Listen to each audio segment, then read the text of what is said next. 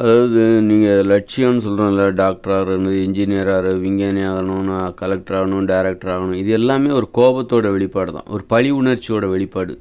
பழி வாங்கணும், அதாவது நான் யாருன்னு நிரூபிக்கணும் அப்படிங்கிற அதோட வெளிப்பாடு தான். கடந்த காலங்களில் என்ன பண்ணாங்க, நான் யாருன்னு நிரூபிக்கிறதுக்காக நேரடியாக சண்டை போட்டாங்க. ஒரு 100-200 வருஷத்துக்கு முன்னாடி நான் யாருன்னு நிரூபிக்கிறதுக்காக அவங்களுக்கு அப்போ டாக்டர் ஆகணும், இன்ஜினியர் ஆகணும் அப்படிப்பட்ட வாய்ப்பெல்லாம் இப்போ கிடையாது. 300-400 வருஷத்துக்கு முன்னாடி ஒன்லி அவங்க நான் யாருன்னு நிரூபிக்கிறதுக்காக சண்டை போட்டாங்க. அதாவது அல்லது அப்போ கொஞ்சம் தொழில் தான் இருந்தது. பெரும்பாலும் விவசாயம் பார்த்தாங்க, கொஞ்சம் மண்பானை செய்கிறது, ஆசாரி வேலை பார்க்குறது, தச்சு வேலை பார்க்குறது, சிற்பம் செய்வது, கோயில்களை கட்டுவது, இது மாதிரி கொஞ்சம் தொழில் தான் இருந்தது. ஒரு பொற்கொல்லர்.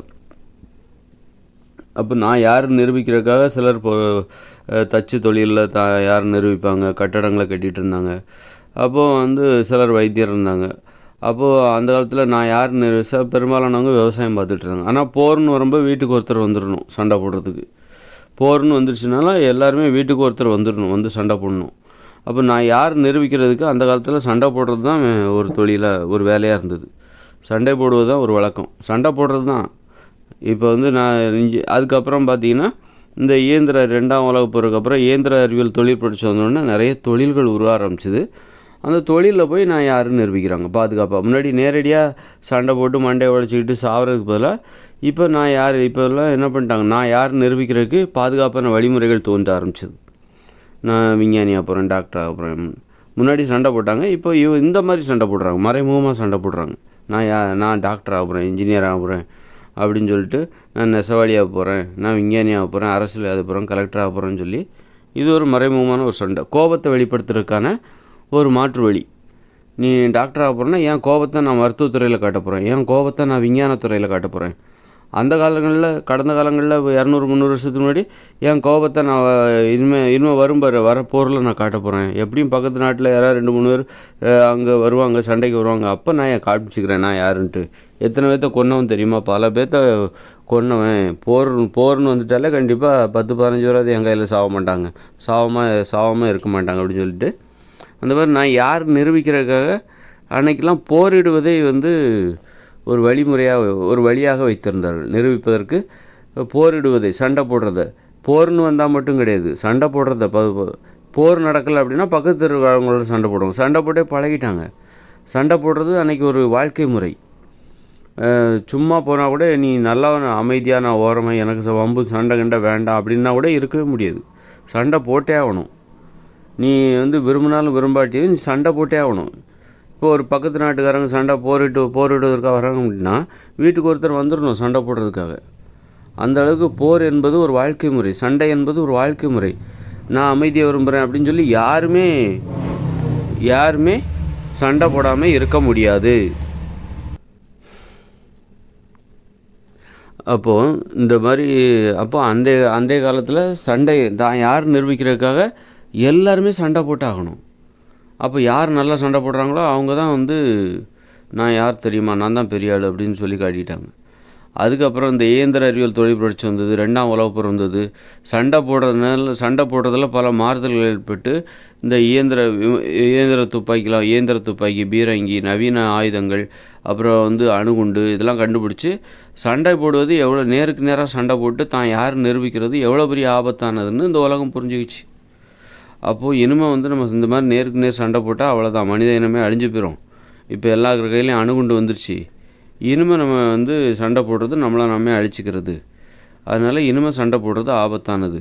நீங்கள் ஒருத்தர் மாற்றி அணுகுண்டுகளை போட ஆரம்பிச்சிருவாங்க, அவ்வளோதான், உலகம் காலி அப்படின்னு சொல்லி சண்டை போடாதீங்க, நம்மளாம் ஒரு ஒப்பந்தத்துக்குள்ளே வருவோமோ, இனிமேல் சண்டை போடக்கூடாது அப்படின்னு சொல்லிட்டு வேறு மாற்று வழியில் வேறு எங்கேயாவது நம்ம கோபத்தை வெளிப்படுத்தலாமா, நம்முடைய பழி உணர்ச்சியை வெளிப்படுத்தலாமா அப்படின்னு சொல்லிட்டு மாற்று வழியை தேட ஆரம்பித்தாங்க.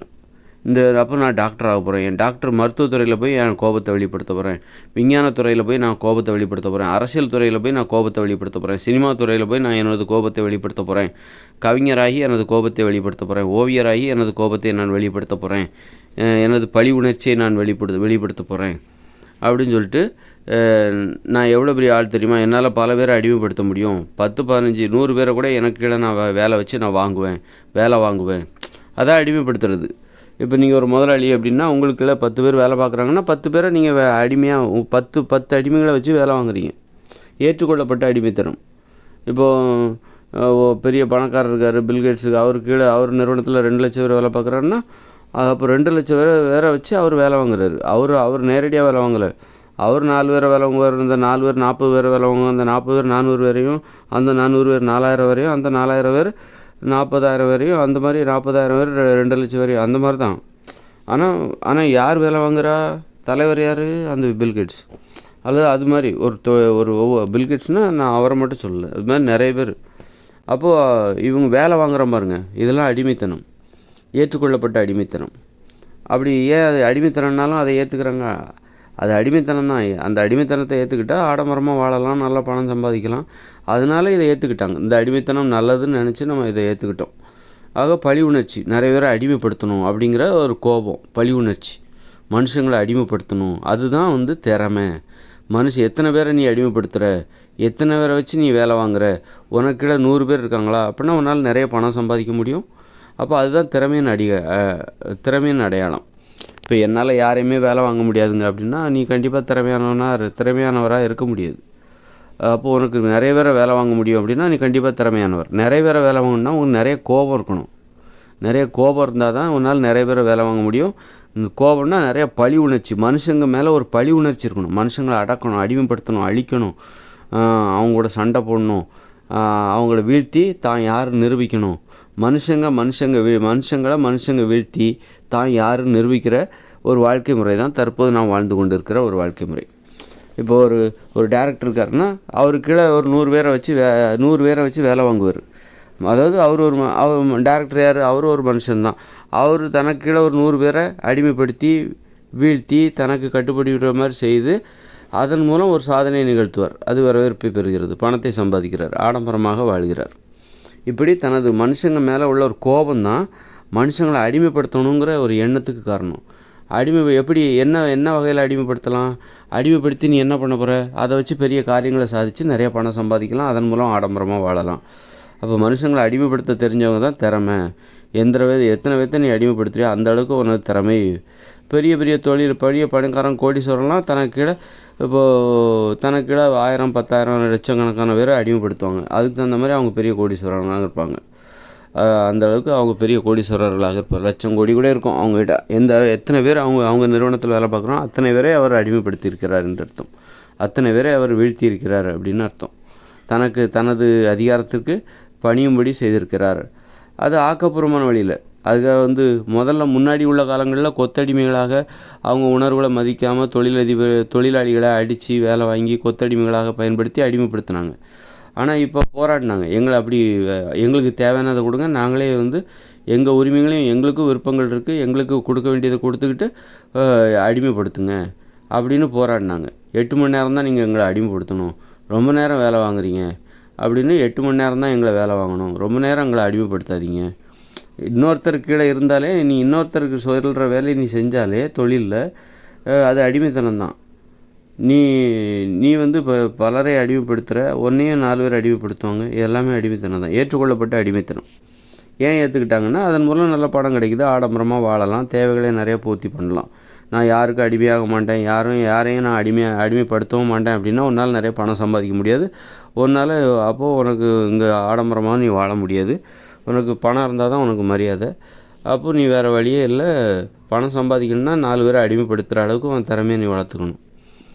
அப்போ அடிமைப்படுத்தணும்னா முதல்ல உனக்கு என்ன தேவை? பல பேரை அடிமைப்படுத்தணும் அப்படின்னா அந்த அளவுக்கு உனக்கு கோபம் தேவை. மனுஷங்களாகவே மதிக்கக்கூடாது. மனுஷங்க மேலே ஒரு பழி உணர்ச்சி உனக்கு இருக்கணும். மனுஷங்களை ஒரு அடிமையாக பார்க்கணும் நீ. அப்போ தான் நீ பல பேரை அடிமைப்படுத்தி நீ திறமையானவராக நிறைய பணத்தை சம்பாதிக்க முடியும். திறமையானவராக இருந்து நிறைய பணத்தை உன்னால் சம்பாதிக்க முடியும். அதாவது மனுஷங்க மேலே உனக்கு மனுஷங்களாக பார்க்காம அடிமைகளாக பார்க்கணும். நான் மனுஷங்களாக பார்ப்பேன் அப்படின்னா உன்னால் நிறைய பேர்த்தை அடிமைப்படுத்த முடியாது. அப்போ உன்னால் நிறைய பணம் சம்பாதிக்க முடியாது.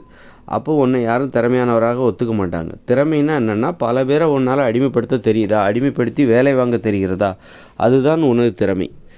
எப்படி நீ வேலை வாங்குற, எந்த அளவுக்கு ஒரு கஷ்டப்படுத்தி ரொம்ப அற்புதமான வேலையெல்லாம் நீ வாங்க தெரிஞ்சிருக்கணும். அதுதான் உன்னுடைய திறமை. அதாவது திறமைன்னா என்னன்னு தெரியுமா? இப்போ ஒரு தொழில் கற்றுக்கிற அப்படின்னா அது மட்டும் திறமை கிடையாது. பல பேரை நீ வேலை வாங்குற பாரு, அதுவும் திறமை. இந்த 2ம் திறமை தான். உனக்கு வெறும் தொழில் மட்டுமே எனக்கு தெரியும், எனக்கு வேலை வாங்க தெரியாது அப்படின்னா அப்போ இந்த திறமை வச்சுக்கிட்டு ரொம்ப ஒன்றும் பண்ண முடியாது. அப்போ பல பேரை நீ அடிமைப்படுத்தினா தான் நீ திறமைசாலி. இப்போ அடிமைப்படுத்தி வேலை வாங்க தெரியணும். அப்போ தான் நீ மேனேஜர் ஆகலாம், முதலாளி ஆகலாம், புதுசாக கம்பெனி ஆரம்பிக்கலாம். இப்போ முதலமைச்சர் ஆகணும்னா நிறைய பேரை வேலை வாங்கணும். தமிழ்நாடே உனக்கு கீழே இருப்பாங்க. பிரதமர்னால் இந்தியாவே உனக்கு கீழே இருப்பாங்க. இந்தியாவில் உள்ள எல்லாருமே வேலை வாங்குகிற ஒரு ஆளாக இருக்கலாம். உன்னது உத்தரவுக்கு கட்டுப்படுகிறவர்களாக இந்திய மக்களே இருப்பாங்க. அதனால தான் இந்த பிரதமர் பதவிக்கு நிறைய பேர் ஆசைப்படுறாங்க, முதலமைச்சர் ஆகிறதுக்கு ஆசைப்படுறாங்க எல்லாருமே. அந்த மாதிரி திறமைன்னா என்னென்னா, ஒரு தொழிலை கற்றுக்கிற அப்படிங்கிறது அது ஒரு 50% திறமை. அந்த தொழிலை கற்றுக்கிட்டா தான் அப்போ அதில் ஒரு திறமை உனக்கு இருந்தால் தான் அந்த திறமையை அடிப்படையாக கொண்டு பல பேரை வேலை வாங்கவும் உனக்கு தெரிஞ்சிருக்கணும். வேலை வாங்க தெரியலைன்னா உனக்கு கண்டிப்பாக திறமை. அப்போது வேலை வாங்குவதற்கு உனக்கு மனுஷங்க மேலே ஒரு கோபம் இருக்கணும். மனுஷங்களை அடிமையாக பார்க்க தெரிஞ்சிருக்கணும். சும்மா மனுஷங்களை மதிக்கிறேன் அப்படின்னு சொன்னால் மட்டும் போதும். மனுஷங்களை ஒரு அடிமையாக, ஒரு சர்வாதிகாரியாக நீ இருந்தால் தான் உனக்கு திறமையை அதிகரிக்கும். நீ யாரையும் நான் டிஸ்டர்ப் பண்ண மாட்டேன், யாரும் என்ன டிஸ்டர்ப் பண்ணக்கூடாது அப்படின்னா உனக்கு எந்த வேலை வாங்குகிற திறமை என்பது இல்லாமல் போயிடும். இந்த இயந்திர அறிவியல் உலகில் இது ஒரு செயற்கையான திறமை. பிறரை வேலை வாங்குவதற்குள்ள தொழிலில் நீ பிறரை வேலை வாங்குவது ஒரு செயற்கையான திறமை தான். ஒரு அடிமைத்தனம் என்பது செயற்கையானது தான். தொழிலில் இயற்கை விதிமுறை என்னென்னா, நீ யாருக்கிழந்தும் வேலை பார்க்கக்கூடாது, நீனும் யாரையும் வேலை வாங்கக்கூடாது. உனக்கு நீ தான் முதலாளி, உனக்கு நீ தான் தொழிலாளி. தன்னந்தனியாக தொழில் செய்வது தான் இயற்கை விதிமுறைப்படி தொழில் செய்வதற்கான ஒரு நடைமுறை. அப்போது பிறரை அடிமைப்படுத்தி நீ வேலை வாங்குகிற, 10 பேரை வேலை வாங்குகிற, 100 பேரை வேலை வாங்குறன்னா அது பேர் அடிமைத்தனம். அதுதான் அடிமைத்தனம். அடிமைத்தனம் என்பது வேலை வாங்குவது, வேலை வாங்கப்படுவது, இந்த 2ம் சேர்ந்தது தான் அடிமைத்தனம். அப்போ வேலை வாங்குறதுக்கு என்ன காரணம் அப்படின்னா கோபம், மனுஷங்க மேலே உள்ள கோபம். மனுஷங்க நல்லவங்க கிடையாது, மனுஷங்களை அடிமைப்படுத்தணும், மனுஷங்களாக பார்க்க தெரில, மனுஷங்களை ஒரு அடிமையாக பார்க்குறது, அப்படிப்பட்ட ஒரு மனப்பான்மை தான். ஏன் அப்படி பார்க்குறாங்க?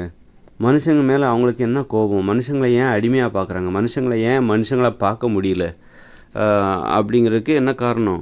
இந்த உணவு தான் காரணம். நாம் சாப்பிட்ற உணவு இருக்குது பார்த்திங்களா, அந்த உப்பு கலந்து சமைக்கப்படுகிற உணவுகள், தானிய உணவுகள், மாமிச உணவுகள், மீன், முட்டை, பால், தயிர், மோர், வெண்ணெய், நெய், இத்தகைய உணவுகள் தான் மனுஷங்களாக பார்க்காம அடிமைகளாக பார்ப்பதற்கு காரணம். பார்வை கெட்டு போகுது, உணர்ச்சிகள் கெட்டு போகுது. இந்த உணவை சாப்பிட்ட உடனே உணர்ச்சிகள் எல்லாம் கெட்டு போகுது. கெட்டு போனதுனால உன்னால் மனுஷங்களாகவே பார்க்க முடியல, அடிமைகளாக பார்க்க தோணுது. இப்படி மனுஷங்க எல்லாருமே ஒருத்தர் அடிமையாக பார்த்துக்கிறாங்க. ஏன்னா அந்த உலகத்தில் 800 கோடி பேருக்கு மேலே இருக்காங்கன்னா எல்லாருமே இந்த தானிய உணவு, உப்பு கலந்து சமைக்கப்பட்ட உணவு, இப்படிப்பட்ட உணவுகளை சாப்பிட்றாங்க. மாமிசம், மீன், முட்டை, தயிர், மோர், பால், வெண்ணெய், நெய், இது எல்லாத்தையுமே சாப்பிட்டுட்ருக்காங்க. இதெல்லாம் மனித உணவு கிடையாது. இதை சாப்பிட்டா மனுஷங்களாக நீங்கள் பார்க்க மாட்டீங்க, அடிமையாக தான் பார்ப்பீங்க. உங்கள் பார்வை கெட்டு போயிடும், உணர்ச்சிகள் கெட்டு போயிடும். நீங்கள் மனுஷங்களாகவே இருக்க மாட்டீங்க, நீங்கள் ஒரு அடிமையாக இருப்பீர்கள், அடிமையாக மாறிவிடுவீர்கள், அல்லது ஒரு சர்வாதிகாரியாகவும் சிறந்த அடிமையாகவும் சிறந்த சர்வாதிகாரியாகவும் 2 பண்பு உங்கள்கிட்ட வந்துடும். சிறந்த அடிமை தான் சிறந்த சர்வாதிகாரியாக இருக்க முடியும். அதாவது சொல்லுவாங்கள்ல, நல்ல கீழ்ப்படிதல் இருந்தால் தான் வேலை வாங்க தகுதி இருக்கும், வேலை வாங்குகிற தகுதி இருந்தால் தான் கீழ்ப்படியவும் முடியும் அப்படின்னு சொல்லுவாங்க. அது மாதிரி அந்த பண்பு இந்த உணவை சாப்பிட்ட உடனே உணர்ச்சிகள் கெட்டு போயிடும், அறிவு வேலை செய்யாது, சுதந்திரம்னா என்னன்னு தெரியாது. அது மாதிரி இந்த உணவு அளவுக்கு அதிகமான ஆற்றலை தரும், ஒரு செயற்கையான ஆற்றலை தரும். இயற்கை உணவு சாப்பிட்டிங்கன்னா, மனித உணவுகள் மட்டுமே சாப்பிட்டிங்கன்னா உங்களுக்கு இயற்கையான ஒரு ஆற்றல் தரும், மென்மையான ஒரு ஆற்றல் தரும். முரட்டுத்தனமான வேலை செய்ய வராது, முரட்டுத்தனமான வேலை செய்ய முடியாது, ஒரு மென்மையான ஆற்றல் தான் கிடைக்கும். நீங்கள் மென்மையாக தான் இருப்பீங்க. மென்மையானது தான் ஒரு மனித தன்மை. ஆனால் இந்த உப்பு கலந்து சமைக்கப்பட்ட உணவு, தானியம், மாமிசம், மீன், முட்டை, பால், தயிர், மோர், வெண்ணெய், இந்த உணவுகளெல்லாம் சாப்பிட்டிங்கன்னா பயங்கர ஆற்றல் வரும். இது செயற்கையான ஆற்றல். அப்படி ஒரு ஆற்றல் உடம்புல வந்த உடனே மனுஷங்களை அடிமைப்படுத்தணும், தனக்கு கீழே ஒரு சர்வாதிகார மனப்பான்மை வந்துடும். அடிமைப்படுத்தணும், அடக்கணும், ஒடுக்கணும், சண்டை போடணுங்கிற எண்ணம் வந்துடும்.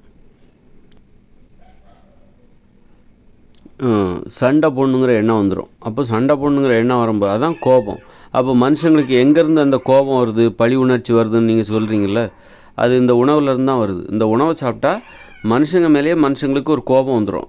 அந்த கோபம் வந்தால் தான் மனுஷங்கக்கிட்ட சண்டை போடணுன்னு தோணும். அந்த சண்டை போடணுங்கிற எண்ணம் தான் அடிமைப்படுத்துகிற நோக்கத்துக்கு காரணம். 100 பேரை வேலை வாங்குறது, 1000 பேரை வேலை வாங்குறது, 2000 பேரை வேலை வாங்க 2 லட்சம் பேரை வேலை வாங்கி உலக கோடீஸ்வரர் ஆகிறது எல்லாமே அந்த சண்டை போடுறது தான். மனுஷங்களை சண்டை போடுறது. சண்டை போடுறது எதுக்காக? நீ என்னுடைய அடிமை, அவனை தோக்கடிச்சு இப்போ சண்டை போடுறது எதுக்கு? சண்டை போட்டு என்ன பண்ணுவாங்க? கடைசியில் ஒருத்தர் ஜெயிப்பார், இன்னொருத்தர் தோற்று போயிடுவார். தோற்று போனவர் ஜெயித்தவருக்கு அடிமை. அப்போ நீ என்னுடைய அடிமை என்பதை உணர்த்துவதற்காக அவங்க சண்டை போட்டு ஜெயிக்கிறார். அப்போ அதுதான் இப்போ நான் விஞ்ஞானியாக தொழிலதிபராக போகிறேன், கோடீஸ்வரராக போகிறேன் அப்படின்னா என்ன அர்த்தம்? நிறைய பேரை எனது அடிமையாக மாற்றி அவர்களை வீழ்த்தி நான் வெற்றி பெற்று நான் அவங்கள வச்சு நான் வேலை வாங்கி நான் கோடீஸ்வரர் ஆக போகிறேன். அதுமாதிரி மருத்துவர் ஆக போகிறேன் அப்படின்னா என்ன அர்த்தம்? நான் மருத்துவராகி எனக்கு கீழே பல பேரை நான் வேலை வாங்கி என்னுடைய அடிமையாக பயன்படுத்தி எனக்கு கீழே நர்ஸு, அப்படி ஒரு மருத்துவமனை ஊழியர்கள், அப்படி இப்படிலாம் நிறைய பேர்த்த வேலை வாங்கி நான் நிறைய பணம் சம்பாதிச்சு அவர்களை எனது அடிமையாக மாற்றி அவர்களை நான் வேலை வாங்கி அதன் மூலம் நான் நிறைய பணம் சம்பாதிச்சு நான் வெற்றி பெறுவேன், ஆடம்பரமான வாழ்க்கை வாழ்வேன் அப்படின்னு நான் யாருங்கிறது நிரூபிக்கிறதுக்காக நான் மருத்துவராக போகிறேன், விஞ்ஞானியாக போகிறேன், முதலமைச்சராக போகிறேன், அப்படி டைரக்டராக போகிறேன், பிளம்பராக போகிறேன் அப்படின்னு சொல்லிவிட்டு அவங்கவுங்க சக்திக்கு தகுந்த மாதிரி ஒரு லட்சியத்தை ஏற்படுத்திக்கிறாங்க. இதுதான் இந்த உணவை சாப்பிட்டா உங்களுக்கு சண்டை போடணுங்கிற எண்ணம் தோணும். மனுஷங்களை பார்த்தா அடிமையாக பார்க்க தோணும், மனுஷங்களை பார்த்தா அடிக்கணும்னு தோணும். இந்த சோறு, தானிய உணவு, மாமிச உணவு, மீன், முட்டை, தயிர், மோர், வெண்ணெய், நெய், இந்த உணவெல்லாம் சாப்பிட்டா மனுஷங்களை பார்த்தா அவனுக்கு அடிக்கணும்னு தோணும். மனுஷங்கள்கிட்ட போய் சண்டை போடணும்னு தோணும், அவங்கள அடிமையாக மாற்றணும், அவங்கள அடிமைப்படுத்தணும், அவங்கள நேசிக்கணும்னு தோணாது. அதாவது அடிபடியாதவங்கள அடிமைப்படுத்தணும் அப்படிங்கிற அந்த கோபம், பழி உணர்ச்சி, அதுதான் இந்த உணவுகள் சாப்பிடுவதால் உங்களுக்கு கிடைக்கிறது. இதை சாப்பிட்டிங்கன்னா உங்களுக்கு அதுதான் வரும், உங்களுக்கு பழி உணர்ச்சி தான் வரும், சண்டை போடணும் அப்படிங்கிற எண்ணம் தான் வரும். அதுதான் இந்த தானிய உணவு, மாமிச உணவு, மீன், முட்டை, பால், தயிர், மோர், வெண்ணெய், நெய், அது மாதிரி உப்பு கலந்து சமைக்கப்பட்ட இந்த செயற்கையான உணவு, இதெல்லாம் மனித உணவுகள் கிடையாது. இந்த செயற்கையான உணவு சாப்பிட்டிங்கன்னா உங்களுக்கு அந்த அடிமைப்படுத்தணும், சண்டை போடணும் அப்படிங்கிற கோபம்தான் வரும். அந்த கோபத்தோட வெளிப்பாடு தான் கடந்த காலங்களில் போரிட்டுக்கிட்டு இருந்தாங்க, நேரடியாக சண்டை போட்டுக்கிட்டு இருந்தாங்க. குடும்பத்துக்குள்ள சண்டை, தெருவுக்கு தெருவு சண்டை, ஒரு நாட்டு இரு ஊர்களுக்கு இடையே சண்டை, இரு நாடுகளுக்கு இடையே உள்ள சண்டை, எல்லா சண்டைகளுக்கும் இந்த உணவு தான் காரணம். இந்த உணவை சாப்பிட்டா மனுஷங்களோட சண்டை போடணும்னு தோணும், அடிமைப்படுத்தணும்னு தோணும், அழிக்கணும்னு தோணும், அவமானப்படுத்தணும்னு தோணும், ஒரு நேசிக்கணும்னு தோணாது இந்த உணவை சாப்பிட்டாக்கா. அப்போது இது நம்ம ஒரு லட்சியங்கிறது என்னது? கோபத்தை வெளிப்படுத்துவதற்கான ஒரு வழி, நம்ம மனசில் இருக்க பழி உணர்ச்சிகளை வெளிப்படுத்துவதற்கான ஒரு வழி. இந்த உணவை சாப்பிடுவதால் நமக்கு ஏற்படுகிற கோபம், சண்டை போடணுங்கிற ஒரு எண்ணம், பழி உணர்ச்சி, மனுஷங்களை பழி வாங்கணும், அவங்கள அடிமைப்படுத்தணும், ஏன்னா அவங்களால அவமானப்படுத்தணும், இப்படி ஒருத்தருக்கு ஒருத்தர் அவமானப்படுத்திக்கிறாங்க. இந்த உணவை சாப்பிட்ட உடனே என்ன ஆகுதுன்னா, சின்ன வயசுலேருந்தே சாப்பிட்றாங்களா, சின்ன வயசுலேருந்தே மனுஷங்க கூட இவங்களுக்கு ஏற்படுகிற ஒரு அனுபவம் எப்படி இருக்குன்னா அவமானமாக தான் இருக்குது. மனுஷங்களால் நேசிக்க முடியல. பார்த்திங்கன்னா எல்லாம் அவமானம் தான். நீங்கள் சின்ன வயசுலேருந்து ஒவ்வொருத்தருடைய வாழ்க்கையை எடுத்து பார்த்திங்கன்னா, நான் மனுஷங்களால் ரொம்ப நேசிக்கப்பட்டவங்க அப்படின்னு யாருமே சொல்ல மாட்டாங்க. நீங்கள் என்ன கற்றுக்கினீங்கன்னா அவமானத்தை தான் கற்றுக்கிட்டு இருப்பாங்க.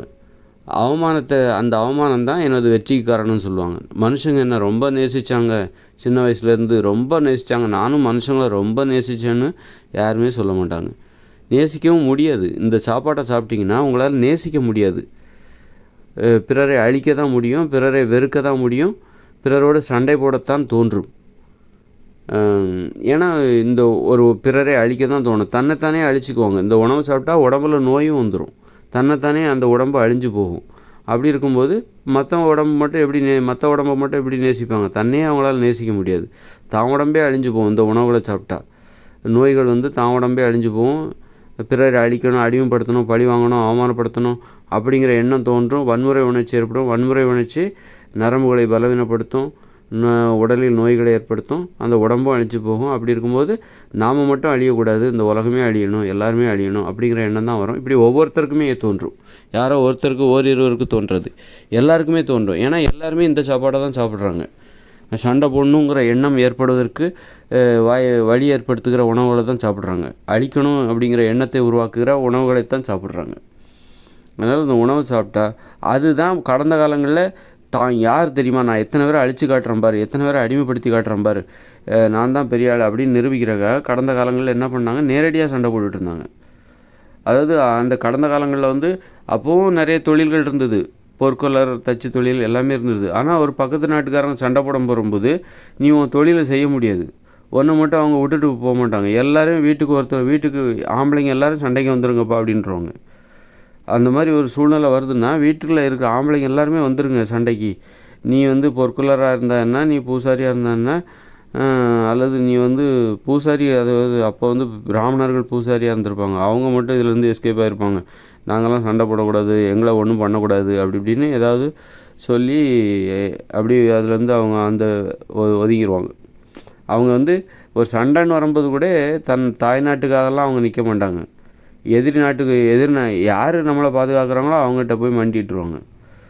சண்டைன்னு வந்தால் வீட்டுக்கு ஒருத்தர் சண்டை போடுறதுக்கு போரிட்டு நாட்டை பாதுகாக்கிறதுக்காக ஓடுவாங்க. அந்த நேரத்தில் இவங்க என்ன பண்ணுவாங்க, பிராமணர்களை வந்து எதுவும் பண்ணக்கூடாது, போர்னு வந்தால் பிராமணர்களை ஒன்றும் பண்ணக்கூடாது, அது வந்து பாவம் அப்படி இப்படின்னு அதுலேருந்து எப்படி தப்பிக்கிறது, தான் தாய்நாட்டு பாதிக்கப்பட்டாலும் இவங்களுக்கு கவலை இல்லை, யார் வந்தாலும் இவங்களுக்கு கவலை இல்லை, ஆனால் தான் மட்டும் பாதுகாப்பாக இருக்கணும் அப்படிங்கிற ஒரு மனப்பான்மையோட இவங்க ரொம்ப பாதுகாப்பாக வாழ்ந்துக்கிட்டு இருந்தாங்க அப்படிங்கிறது வரலாறு. ஆனால் எல்லா மக்களும் தான் நாட்டை காப்பாற்றுறதுக்காக மற்றவங்க எல்லாருமே வீட்டில் இருக்கிற ஆம்பளைங்க எல்லாருமே சண்டை போட போயிடுவாங்க. போய் தான் ஆகணும், வேறு வழி இல்லை. நான் வர முடியாது, எனக்கு சண்டை தெரிலன்னா கூட நீ வந்துடணும். சண்டை தெரிஞ்சவங்க தெரியாதவங்க எல்லாருமே சண்டை போட போய் தான் ஆகணும், இல்லைன்னா எல்லாருமே பாதிக்கப்படுவாங்க அப்படின்னு. அந்த மாதிரி கடந்த கால நடைமுறை அப்படி இருந்தது. அப்போ கடந்த காலங்களில் நேரடியாக சண்டை போட்டு தான் யார் நிரூபிக்க பார்த்தாங்க. நீ எத்தனை சண்டை போட்டு முடிச்சோன்னா நான் 4 பேரை கொண்டேன், நீ 10 பேரை கொண்டேன், என்னை பார்த்தோன்னே எல்லாருமே ஓடினாங்க அப்படின்னு தன்னைத்தானே நிரூபித்து அவங்க பெருமை பேசிகிட்டு இருந்தாங்க.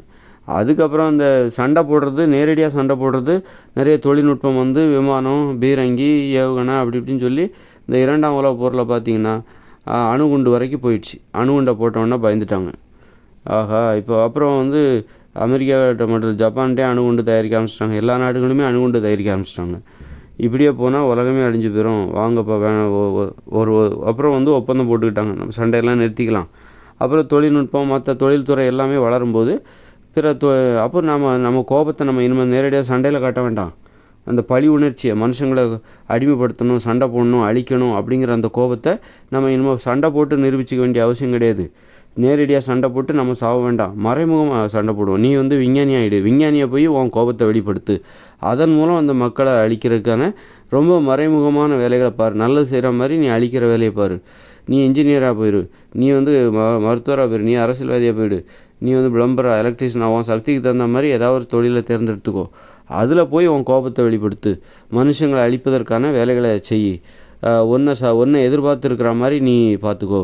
அதாவது நீ இல்லைன்னா அதுவும் ஒரு அடிமைத்தனம் தானே. இப்போ ஒரு மருத்துவர் இருக்கார், அப்போ அவருடைய சேவையை எதிர்பார்த்து மக்கள் காத்து கிடக்குறாங்க, தவமாக காத்து கிடக்குறாங்கல்ல. ஐயா வாங்கய்யா, நீங்கள் தான் வந்து எங்களை காப்பாற்றணும் அப்படின்றாங்கல்ல. இது இவருக்கு ஒரு சந்தோஷம். அப்போ எனக்கு இந்த மக்கள் அடிமை. ஒரு மருத்துவர் என்ன நினைப்பார், மக்கள்லாம் அந்த மருத்துவரை கையெடுத்து கும்பிட்றாங்க, ஐயா நீங்கள் தான் காப்பாற்றணும் அப்படின்னோடனே அந்த மருத்துவருக்கு ஒரு சந்தோஷம். ஓகே, நீங்கள்லாம் இப்போ என்னது, நான் இல்லைன்னா நான் வேணும்னு நினைக்கிறீங்க, அப்போனா என்னுடைய அடிமைகள். அப்போ மக்கள் இந்த மாதிரி மருத்துவர்களுக்கு அடிமையாயிட்டாங்க.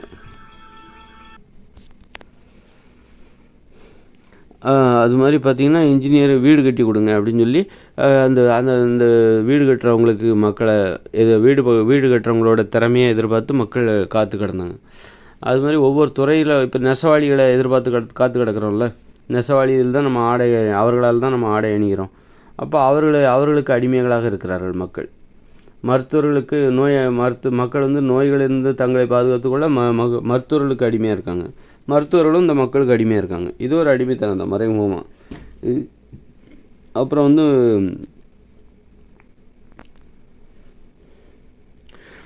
பார்த்திங்கன்னா மருத்துவர்கள் இருக்காங்கன்னு சொல்லிட்டு மக்கள் வந்து மருத்துவம் சார்ந்த எந்த அறிவும் வளர்த்துக்காமல் சோம்பேறியாக இருக்காங்க.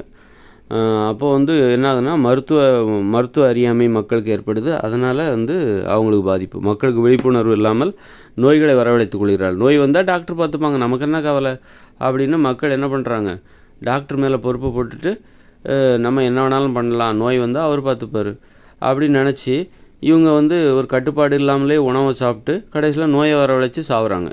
இதுதான் இந்த மருத்துவர்களால் நிகழ்ந்த ஒரு விபரீதம். மருத்துவர்கள் வந்து அதாவது கோபத்தை பழி உணர்ச்சி, மனுஷங்க மேலே உள்ள கோபத்தை வெளிப்படுத்துறதுக்கு நீ மருத்துவர் ஆகிடு. மருத்துவரானால் அது எப்படி பழி உணர்ச்சி ஆகும்? இப்போ மருத்துவரானால் என்ன ஆகுது, மக்கள் எல்லோரும் என்ன பண்ணுறாங்க, மருத்துவர்கள் இருக்காங்க நம்மளை பாதுகாக்க அப்படின்னு சொல்லி உணவு முறையில் ஒரு கட்டுப்பாடு இல்லாமல் கண்டதையும் சாப்பிட்றாங்க.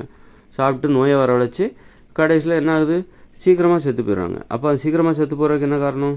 அந்த மக்களிடம் உள்ள மருத்துவ அறியாமை தான் காரணம். மருத்துவம் சார்ந்த விழிப்புணர்வு அவங்ககிட்ட இல்லை. ஏன் இல்லை? நோய் வந்தால் டாக்டர் பார்த்துக்க போகிறாங்க. இப்போ சுயமாக மருந்து எடுக்கிறதுக்கே நிறைய பேர் பயப்படுவாங்க. டாக்டர் சொன்னால் மட்டும்தான் எந்த மருந்தையுமே சாப்பிடுவாங்க. டாக்டர் சொன்னால் ஆப்ரேஷன் எல்லாமே பண்ணிப்பாங்க. இதே ஆப்ரேஷன் கூட பண்ணிப்பாங்க. மூளையில் என்ன ஒரு ஆப்ரேஷன் எதாக இருந்தால் கூட பண்ணிப்பாங்க. ஆனால் சுயமாக ஒரு தலைவலிக்கு மருந்து எடுக்க கூட மக்கள் பயப்படுவாங்க. இதுதான் அந்த மருத்துவர்கள் இருக்காங்களா, அவங்களால மக்களுக்கு ஏற்பட்ட அந்த மருத்துவ அறியாமை தான், மருத்துவ விழிப்புணர்வு எல்லாமே தான் கடைசியில் பார்த்திங்கன்னா நோய் வந்து கண்ட உணவுகளையும் சாப்பிட்டு நோய் வந்தால் மருத்துவர்கள் பார்த்துப்பாங்க அப்படின்னு சொல்லிட்டு இவங்க கட்டுப்பாடு இல்லாமல் வாழ்ந்து கடைசியில் நோய் வந்து சீக்கிரமாக செத்து போயிடுறாங்க. அப்போ சீக்கிரமாக செத்து போகிறதுக்கு யார் காரணம்? இந்த மருத்துவர்கள் தான். மருத்துவர்கள் மீது மக்கள் வைத்த அந்த ஒரு கண்மூடித்தனமான ஒரு நம்பிக்கை. அப்போ அந்த மருத்துவ சோம்பேறித்தனம், மக்களுக்கு மருத்துவ விழிப்புணர்வு இல்லாத மருத்துவ சோம்பேறித்தனத்துக்கு என்ன காரணம்? மருத்துவர்கள் பார்த்துப்பாங்க எல்லாத்தையும், நம்ம எதுக்கு மருத்துவம் சார்ந்த அறிவை வளர்த்துக்கணும் அப்படிங்கிறதுக்கு தான் காரணமாக இருக்குது. அப்புறம் வந்து அதனால் அப்படி தான் பார்த்தா ஒரு பெற்றோர்கள் வந்து பிள்ளைகளுக்கு எதையும் சொல்லிக் கொடுக்க மாட்டாங்க. கல்வி அது ஆசிரியர்கள் பார்த்துப்பாங்க. நாமே அந்த பிள்ளைகளுக்கு கல்வி கற்றுக் கொடுக்கணும், அது ஆசிரியர்கள் பார்த்துப்பாங்க அப்படின்னு சொல்லிட்டு அந்த இப்படி பெற்றோர்கள் மக்கள் வந்து அவங்க செய்கிற தொழிலை மட்டும் தெரிஞ்சு வச்சுக்கிறாங்களே தவிர மற்ற விஷயங்களை அந்தந்த துறை சார்ந்த அவங்க தெரிஞ்சுப்பாங்க, நாம் தெரிஞ்சிக்க வேண்டிய அவசியம் இல்லை அப்படின்னு சொல்லி பிறரை எதிர்பார்த்து இப்போ மருத்துவ சேவையை எதிர்பார்த்து மருத்துவர்களை எதிர்பார்த்து நிற்கிற அடிமைகளாக மக்கள் மாறினார்கள். துணி வேணுமா, நெசவாளிகளை எதிர்பார்க்குற ஒரு அடிமைகளாக மக்கள் மாறி விடுகிறார்கள். ட்ரெஸ் வேணுமா, அதுக்கு நெசவாளிகளை எதிர்பார்க்குறாங்க. மருத்துவம் வேணுமா, அதுக்கு மருத்துவர்களை எதிர்பார்க்குறாங்க. கல்வி வேணுமா, அதுக்கு ஆசிரியர்களை எதிர்பார்க்குறாங்க. இதான் அடிமைத்தனம். இதை விரும்புகிறாங்க. நம்மளை எதிர்பார்க்கணும் இவங்க அப்படின்ட்டு அவங்க அந்தந்த துறை சார்ந்தவர்கள் எதிர்பார்க்குறாங்க. அதனால் மக்களுக்கு வந்து மருத்துவ அறிவு கிடையாது, ஒரு ஆடை எப்படி தயாரிக்கணுங்கிற அறிவு கிடையாது, அப்புறம் வந்து ஒரு வீடை எப்படி கட்டணுங்கிற அறிவு கிடையாது. மக்கள் வந்து ஏதோ ஒரு தொழில் செய்கிறாங்க, அந்த தொழில் சார்ந்த அறிவை தவிர பிற விஷயங்கள்லாம் அவங்களுக்கு ஒரு மூட நம்பிக்கை. டான்ஸ் ஆட தெரியாது. டான்ஸ் ஆடுறதுக்கு யாருக்கு தெரியும்னா, டான்ஸ் ஆடுறது தொழிலாக வச்சுக்கிறாங்க பாருங்கள், அவங்களுக்கு தான் தெரியும். ஓவியம் வரைய தெரியாது மக்களுக்கு. அப்போ ஓவியம் வரைய யாருக்கு தெரியும்னா, ஓவியம் வரைவதே தொழிலாக வச்சுக்கிறாங்க பாருங்கள், அவங்களுக்கு தான் அது தெரியும். மற்ற யாருக்கும் ஓவியம் வரைய தெரியாது, கவிதை எழுத தெரியாது. கவிதை எழுத யாருக்கு தெரியும்னா, கவிதை எழுதுவதே தொழிலாக வச்சுக்கிறாங்க பாருங்கள், அவங்களுக்கு தான் தெரியும். மக்களுக்கு கவிதை எழுத தெரியாது. இப்படி மக்களுக்கு எது தெரியும்னா, அவங்க எந்த தொழில் செய்கிறாங்களோ அதை பற்றி மட்டும்தான் தெரியும். பிற விஷயங்கள் எதையுமே தெரியாது. அப்படி மக்கள் வந்து ஒரு தொழில் சார்ந்த அறிவுடையவர்களாகவும் பிற விஷயங்கள்லாம் முட்டாளாகவும் இருக்கிறதுக்கு இந்த மாதிரியான நடைமுறை. நான் விஞ்ஞானியாக போகிறேன், நான் டாக்டராக போகிறேன் அப்படின்னு சொல்லி, நான் டாக்டராகி என்னுடைய கோபத்தை வெளிப்படுத்த போகிறேன், நான் ப்ளம்பர் ஆகி எனது கோபத்தை வெளிப்படுத்த போகிறேன், நான் வந்து மெக்கானிக்காக மாறி இந்த மனுஷங்களாக நான் பழி வாங்க போகிறேன். அதாவது பழி வாங்குறது என்னென்னா, இந்த மனுஷங்களாக நான் முட்டாளாக்க போகிறேன். நான் மருத்துவராகி மக்கள் எல்லாத்தையும் மருத்துவத்துக்காக என்ன நம்பும்படி செய்து அவர்களிடம் மருத்துவ மூட நம்பிக்கையை ஏற்படுத்துவது, மருத்துவம் சார்ந்த அறிவு அவங்களுக்கு எதுவுமே இல்லாத ஒரு முட்டாள்களாக மாற்றுவது. இதுவும் ஒரு மனுஷங்களை வந்து ஒரு கொலை பண்ணுவதற்கு. அதனால் என்ன ஆகுது, சீக்கிரமாக செத்து போயிடுவாங்க. அதாவது அவர்கள் மருத்துவ அறிவை வளர்த்து கொண்டால், மருத்துவ விழிப்புணர்வை மக்கள் வளர்த்து கொண்டால் அவங்க தன்னைத்தானே பாதுகாத்துக்கிட்டு ரொம்ப நாள் வாழ்வாங்க. இப்போ மருத்துவர்களை எதிர்பார்த்து காத்திருக்கிறனால ஒரு சின்ன தலைவலி வந்துனா கூட சுயமாக மருந்து எடுக்காமல் மருத்துவர்கள்ட்ட போய் நிற்கிறாங்கல்ல. அப்போ அவங்களுக்கு வந்து சுயமாக மருத்துவ அறிவு எதுவுமே இல்லை. அதனால் என்ன ஆகுது அப்படின்னா, சீக்கிரமாக நோய் வந்து சீக்கிரமாக செத்து போயிடுறாங்க. அப்போ இந்த நான் மருத்துவர் ஆகிறேன் அப்படின்னு ஒரு கூட்டம் கிளம்பி போய் மருத்துவர் ஆகிடுறாங்கள. அந்த மருத்துவர்கள் இந்த மக்களிடையே எதை ஏற்படுத்துகிறார்கள், மக்களுக்கு மருத்துவம் சார்ந்த எந்த விழிப்புணர்வையும் ஏற்படுத்தாமல் மருத்துவ சார்ந்த அறியாமையை ஏற்படுத்தி அதன் மூலம் மக்கள் வந்து கண்ட உணவுகளையும் சாப்பிட்டு நோய்களை வரவழைத்து கொண்டு, நோய்கள் வந்தால் மருத்துவர்கள் பார்த்துப்பாங்க அப்படிங்கிற அந்த நம்பிக்கையில், குருட்டு நம்பிக்கையில் நோய்களை வரவழைத்து கொண்டு கடைசியில் அந்த நோய்களை மருத்துவர்களால் பெருசாக குணப்படுத்த முடியாத நிலையில் சீக்கிரமாகவே நோய்களால் செத்து போய் விடுகிறார்கள். இதுதான் வந்து நான் மருத்துவராக போகிறேன்னு சொல்லிவிட்டு, நான் மருத்துவராகி இந்த மக்கள் மீது நான் வந்து கோபத்தை வெளிப்படுத்த போகிறேன், இந்த மக்களை நான் பழி வாங்க போகிறேன் மருத்துவராகி அப்படிங்கிற அந்த நோக்கம்தான், அந்த பழி வாங்குகிற உணர்வு தான் நான் மருத்துவராக போகிறேன் அப்படி சொன்னதுனால என்ன ஆகுதுன்னா, மக்களுக்கு மருத்துவம் சார்ந்த அறியாமை ஏற்பட்டு, மருத்துவம் சார்ந்த விழிப்புணர்வு எதுவுமே இல்லாமல், உணவு சார்ந்த விழிப்புணர்வு எதுவுமே இல்லாமல் கடைசியில் உடம்புல கண்டதையும் சாப்பிட்டு உடம்புல நோயை வரவழைச்சி, நோய் வந்தால் மருத்துவர்கள் பார்த்துப்பாங்க அப்படிங்கிற நம்பிக்கையில் இவங்க கண்டதையும் சாப்பிட்டு கடைசியில் நோயாளிகளாக மாறி கடைசியில் சீக்கிரமாக செத்து போயிடுறாங்க. அப்போ இதுதான் வந்து நான் மருத்துவராக போகிறேன் அப்படின்னு மருத்துவர்கள் எம்பிபிஎஸ் படிக்கிறாங்களோ அவங்களால இந்த மக்களுக்கு ஏற்பட்ட ஒரு விளைவு என்னென்னா இதுதான் சீக்கிரமாக செத்து போகிறது அப்போ ஒவ்வொருத்தரும் தன்னைத்தானே உடம்பை பார்த்துக்கணும். தனது உடம்புக்கு என்ன தேவை, எது தேவையில்லை, எதை சாப்பிடணும், எதை சாப்பிடக்கூடாது அப்படின்னு சொல்லிட்டு அவங்களாவே பார்த்துக்கிட்டு அப்போ தான் இந்த மக்கள் வந்து ரொம்ப நாள் உயிர் வாழ்வாங்க. அதனால் இப்படி வந்து இப்போ ஒரு வீடு கட்டணுமா, அதுக்கு நீங்கள் என்ஜினியரை சார்ந்திருக்கணும். மக்களுக்கு தன்னைத்தானே ஒரு வீடு கட்ட தெரியாது. அந்த மாதிரி ஒரு ஆடை அணிய தெரியாது. எதுவுமே தெரியாத ஒரு மக்களுக்கு ஆடை அணிய தெரியாது, டான்ஸ் ஆட தெரியாது, பாட்டு பாட தெரியாது, இப்படி மருத்துவம் பார்க்க தெரியாது, ஒரு உணவை உற்பத்தி செய்கிற அந்த விவசாயம் தெரியாது. எது தெரியும் அப்படின்னா மக்களுக்கு ஏதாவது ஒரு தொழிலை செய்வாங்க, அது மட்டும்தான் தெரியும். வேறு ஒன்றும் தெரியாத முட்டாள்களாக மக்களை மாற்றி, அவர்களை அறிவில்லாதவர்களாக மாற்றி, மூட நம்பிக்கை உடையவர்களாக மாற்றி, கடைசியில் அவங்கள மகிழ்ச்சியாக வாழ விடாமல் செய்து, கடைசியில் அவர்கள் நோய்வாய்ப்பட்டு அறியாமல் சீக்கிரமாக செத்து போயிடுவாங்க. மகிழ்ச்சியாக வாழனாலே நோய் வந்துடும். அதாவது யாருக்கு டான்ஸ் ஆட தெரியாது, மக்களுக்கு விளையாட தெரியாது. விளையாட யாருக்கு தெரியும்னா விளையாட்டே தொழிலாக வச்சுருக்காங்க, அவங்களுக்கு தான் தெரியும். டான்ஸ் ஆட தெரியாது, டான்ஸ் ஆட யாருக்கு தெரியும்னா டான்ஸ் ஆடுறதே தொழிலாக வச்சுக்கிறாங்க பாருங்கள், அவங்களுக்கு தான் தெரியும். மருத்துவம் தெரியாது மக்களுக்கு, மருத்துவம் யாருக்கு தெரியும்னா மருத்துவம் செய்வதே தொழிலாக வச்சுக்கிறாங்க பாருங்கள், அவங்களுக்கு தான் மருத்துவம் தெரியும். மக்களுக்கு மருத்துவம் தெரியாது. அப்புறம் வந்து ஆடையை உற்பத்தி செய்ய தெரியாது. ஆடையை யார் தயார் செய்வாங்கன்னா ஆடை தயார் செய்வதே தொழிலாக வச்சுருக்க அந்த நெசவாளர்களுக்கு தான் தெரியும். வீடு கட்ட தெரியாது மக்களுக்கு, பெரும்பாலான மக்களுக்கு. வீடு கட்ட யாருக்கு தெரியும்னா அந்த வீடு கட்டுவதே தொழிலாக வச்சு. இப்படி ஒரு நிறைய விஷயத்தில் மக்கள் முட்டாளாகவும் வெறும் ஒரே ஒரு விஷயத்தில் மட்டும் அறிவுடையவர்களாக இருக்கிறாங்கல்ல. அதனால்தான் மக்கள் வந்து ஒரு விழிப்புணர்வு இல்லாமல், பல்வேறு விஷயங்களில் விழிப்புணர்வு இல்லாமல் பல்வேறு பிரச்சனைகளில் மாட்டிக்கிட்டு கடைசியில் சீக்கிரமாகவே இறந்து போயிடும். மகிழ்ச்சியாக வாழ தெரியாமல் சீக்கிரமாகவே இறந்து போய் விடுகிறார்கள். இப்படி மக்களுக்கு அறியாமையை ஏற்படுத்தி, பல்வேறு துறை சார்ந்த அறியாமையை ஏற்படுத்தி மக்களை அழிக்க வேண்டும் என்கிற நோக்கத்துக்காக தான் நான் விஞ்ஞானியாக போகிறேன், டாக்டராக போகிறேன், டாக்டராகி என்னுடைய கோபத்தை வெளிப்படுத்த போகிறேன், டாக்டராகி நான் எப்படி வந்து இந்த மக்களை பழிவாங்க போகிறேன் பாரு. ஏன்னா நான் டாக்டரானால் என்னை நம்பி பல பேர் மருத்துவம் சார்ந்த அறிவை வளர்த்துக்க மாட்டாங்க.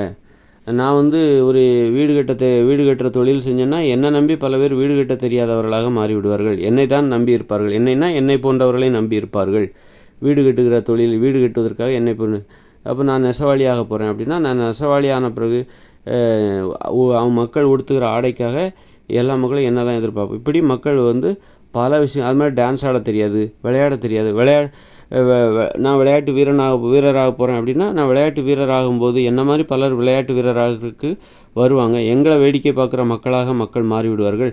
மக்களுக்கு விளையாட மாட்டாங்க, எங்களை வேடிக்கை பார்த்துட்டே அவங்க சோம்பேறி ஆகிடுவாங்க. அதனாலே அவங்களுக்கு நோய் வந்துடும். விளையாடலைன்னா மகிழ்ச்சி இருக்குது. அது மாதிரி டான்ஸ் ஆட மாட்டாங்க. அதுக்கு காரணம் நான் டான்ஸராக போகிறேன்னு சொன்னாங்க பாருங்கள், அவங்க தான் காரணம். ஏன்னா அவங்கள இந்த மக்கள் வேடிக்கை பார்ப்பாங்க. மக்களுக்கு டான்ஸ் ஆட தெரியாது, வேடிக்கை பார்க்க மட்டும்தான் தெரியும், பாட தெரியாது. பாடுவதே தொழிலாக கொண்டவர்களை மக்கள் வேடிக்கை பார்ப்பாங்க, ஆனால் மக்களுக்கு பாட தெரியாது. இப்படி பாட தெரியாது, ஆட தெரியாது, ஓவியம் வரைய தெரியாது. கொஞ்சம் பேருக்கு தான் அது தொழிலாக செய்கிறாங்க பாருங்கள், அவங்களுக்கு தான் தெரியும். ஓவியம் வரைய தெரியாது, மருத்துவம் தெரியாது. இப்படி வாழ்க்கையில் நிறைய விஷயம் மக்களுக்கு தெரியாது. ஏதோ ஒரு விஷயம் மட்டும்தான் தெரியும். அவங்க என்ன தொழில் செய்கிறாங்களோ அந்த விஷயம் மட்டும்தான் தெரியும். மற்ற எல்லா விஷயமே ஒன்றுமே தெரியாத. அப்போ எப்படி மகிழ்ச்சியாக வாழ்வாங்க? நீ மகிழ்ச்சியாக வாழணுன்னா உனக்கு விளையாட தெரியணும், ஆட தெரியணும், பாட தெரியணும், ஒரு விவசாயம்லாம் தெரியணும், வீடு கட்ட தெரியும். இப்படிலாம் இருந்தால் தான், ஒரு மருத்துவம் சார்ந்த அறிவு இருக்கணும். இதெல்லாம் இருந்தால் தான் உன்னால் மகிழ்ச்சியாகவே இருக்க முடியும். வெறும் ஒரு தொழிலை மட்டும் தெரிஞ்சு வச்சுக்கிட்டு, ஒரு தொழில் சார்ந்த அறிவை மட்டும் வளர்த்துக்கிட்டு நீ எப்படி மகிழ்ச்சியாக இருக்க முடியும்? அப்போது இந்த மாதிரி நான் டாக்டர் ஆகிறேன், விஞ்ஞானி ஆகிறேன், பிளம்பர் ஆகிறேன், எலக்ட்ரிஷியன் ஆகிறேன், கலெக்டர் ஆகிறேன், முதலமைச்சர் அப்படின்னு சொல்லிட்டு போகிறாங்க பாருங்கள். நான் கவிஞர் ஆகிறேன், ஓவியர் ஆகிறேன், டான்ஸர் ஆக போகிறேன், விளையாட்டு வீரர் அப்படின்னு சொல்லி அதையே லட்சியமாக எடுத்து அவங்களோட நோக்கம் என்னென்னா, பல்வேறு நான் அதுவாக போகிறேன், இதுவாக போகிறேன்னு சொல்லிட்டு அது சார்ந்த அறியாமையை மக்களுக்கு ஏற்படுத்தி மக்கள் தங்களுடைய பல்வேறு தேவைகளை பிறரை எதிர்பார்த்து நிற்கும்படி செய்து மக்களை அறியாமை உடையவர்களாக மாற்றி அதன் மூலம் மக்களை அழிப்பது. மக்களை அழிக்கணும்னா அவங்களுக்கு எதுவும் தெரியாமல் வச்சுக்கோ, அவங்க அறியாமை உடையவர்களாக மாற்றி அதன் மூலம் மக்களை அழிப்பது. இதுதான் வந்து மக்களை அழிப்பதற்கான ஒரு நவீன யுத்தம். ரொம்ப ரகசியமான மென்மையான யுத்தம், ரொம்ப நுட்பமான யுத்தம். இப்போ நடக்கிறது வந்து ஒரு நுட்பமான போர். இப்போவும் யுத்தம் தான் நடந்துக்கிட்டு இருக்கு. யுத்தங்கிறது வேறு மாதிரி. முன்னாடி நேரடியாக சண்டை போட்டாங்க, இப்போ நேரடியாக சண்டை போடுறதுக்கு மக்களுக்கு பயமாகவும் இருக்குது, அதை ஏற்றுக்க மாட்டேன். அப்போ மறைமுகமாக இப்போ சண்டை போடுறாங்க, ரகசியமாக சண்டை போடுறாங்க. அதனால தான் பார்த்தீங்கன்னா இப்போ இவ்வளோ டாக்டர் இருந்தும் நோய்களால் வருஷத்துக்கு கோடிக்கணக்கான பேர் சாகுறாங்க. இந்த மருத்துவர்கள் ஒன்றுமே செய்ய முடியல. இவங்களால மனித ஆயுட்காலத்தை நீடிக்கவும் செய்ய முடியும். 80 வயசில் செத்து போயிடுறாங்க. முன்னாடி 60 வயசில் சாத்தாங்க, இன்றைக்கி 80 வயசில் சாகுறாங்க. அவ்வளோதான். மற்றபடி இன்னும் 120 வருஷம் வாழ வேண்டியவங்க மனுஷங்க. அப்படி பார்த்தீங்க அந்த அளவுக்கு இந்த மாதிரி மக்கள் சாகிறதுக்கு காரணம் அழிஞ்சு தான் நிறைய அழிவுகள் தான் ஏற்பட்டுருக்கு. இந்த உலகம் பாதுகாப்பாக இல்லை. ஆக இது ஒரு பழி உணர்ச்சியை வெளிப்படுத்துவதற்கான ஒரு வழிமுறை தான், ஒரு நுட்பமான வழிமுறை. நான் டாக்டர் ஆகிறேன், இன்ஜினியர் ஆகிறேன், விஞ்ஞானி ஆகிறேன், கலெக்டர் ஆகிறேன், இதெல்லாம் மக்களை பல்வேறு துறை சார்ந்த அறியாமையை ஏற்படுத்தி அவர்களை மகிழ்ச்சியாக வாழ விடாமல் செய்வது. ஒருத்தர் மகிழ்ச்சியாக வாழணுன்னா அவருக்கு என்னெல்லாம் தெரியணும்? விளையாட தெரிஞ்சிருக்கணும், ஆட தெரிஞ்சிருக்கணும், பாட தெரிஞ்சிருக்கணும், காதலிக்க தெரிஞ்சிருக்கணும், இப்படி சமைக்க தெரிஞ்சிருக்கணும், அப்புறம் விவசாய தொழில் தெரிஞ்சு, அப்போ தான் மகிழ்ச்சியாக நீ இருக்க முடியும். கவிதை எழுத தெரிஞ்சிருக்கணும், சிற்பம் வடிக்க தெரிஞ்சிருக்கணும், ஓவியம் வரைய தெரிஞ்சிருக்கணும், இப்படி அடிப்படையான பல்வேறு விஷயங்கள் உனக்கு தெரிஞ்சிருந்தால் தான். விளையாட தெரிஞ்சிருக்கணும், இப்படி பல்வேறு விஷயங்கள் உனக்கு தெரிஞ்சால் தான் உன்னால் மகிழ்ச்சியாக வாழ முடியும். இப்போ தான் மக்கள் விளையாடுறது கிடையாது. காரணம், விளையாடுறதுக்கு யாருக்கு தெரியும்னா விளையாட்டு வீரர்களுக்கு தான் தெரியும். மருத்துவம் தெரியாது மக்களுக்கு. மருத்துவம் யாருக்கு தெரியும்னா மருத்துவர்களுக்கு மட்டும்தான் தெரியும்.